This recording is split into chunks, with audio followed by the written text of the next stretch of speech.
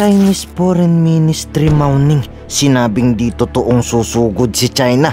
Nilaglag nito si Senator Amy. Ayon sa Chinese Foreign Ministry, hindi totoong sinabing aatake daw si China. Hindi totoong 25 missile nakatutok na, sabi ni Senator Amy. Babalang hindi daw ito gagawin sa atin ng China. Willing daw silang makipag-usap, wag daw sanang ginugulo ni Senator Amy. Dahil limbis kasing siyang pumipigil sa paglala, siya pa daw tong nananakot, lalong mas pinapalala ni Senator Amy. 我不知道非方所称的消息是从何而来。我可以告诉你的是，中国坚持走和平发展道路，奉行防御性的国防政策，不对任何国家构成威胁。当然，我们也绝不会坐视自身的正当权益和地区的和平稳定受到侵犯和威胁。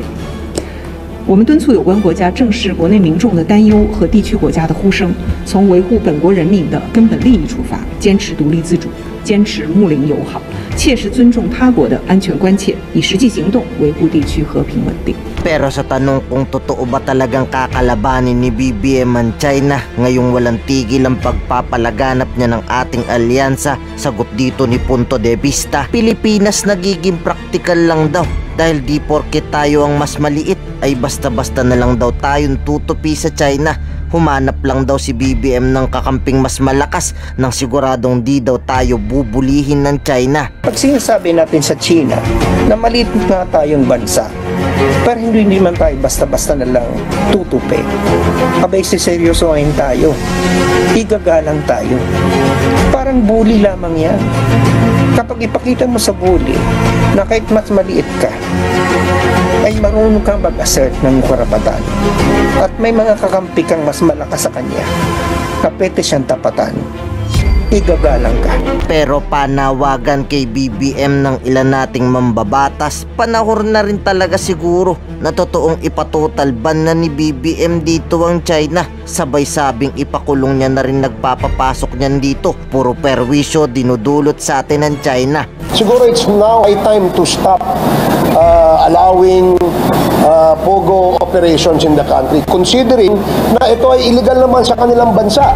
Bakit dito sa atin pinapayagan natin? Base dun sa aming information, kaya daw namamayagpag itong mga illegal pogo hubs ito, dahil merong nagbaback up na malalaking tao o influential na mga tao. And if the PAGCOR president has an information kung sino ito, siguro napapanahon para ilabas ito sa publiko. Pero speaking of puro perwisyo dinudulot sa atin ng China, nananakot naman sa West Philippine Sea ang kanilang monster ship.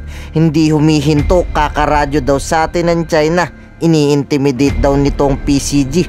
Nananakot porke mas malaki ito sa BRP Teresa Magbanwa. Pero hindi sila natakot sa monster ship. Hindi tayo hihinto, nakipagsagutan pa sa monster ship ng China. The monster ship was deployed in Escoda Shoal is to intimidate ang ating 9701.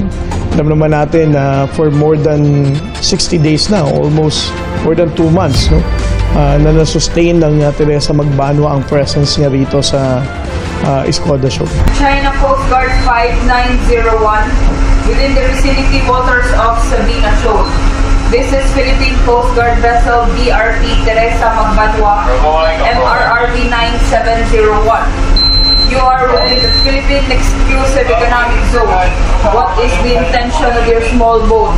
Over. Vessel 5901 within the vicinity waters of Sabina Shoal. This is Philippine Coast Guard vessel BRP Teresa Magbanwa. You are sailing within the Philippine Exclusive Economic Zone. What is your intention? Over. Ngayon ikaw bilang Pilipino, ano ang masasabi mo at reaksyon sa balitang ito? Mag-iwan ka ng komento sa ibaba at atin pong babasahin isa-isa.